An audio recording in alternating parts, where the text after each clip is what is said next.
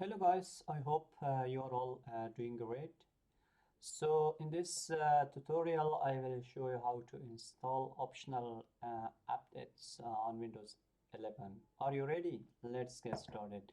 Go to start menu, okay, and click on settings, and then after that here we have an option which is Windows Update. Okay, click on in Windows Update, and as you can see down here we have an option which is advanced option. Click on the advanced option, and here under additional option we have optional updates. Click on that, and you should click on driver updates and check it and click on download and install.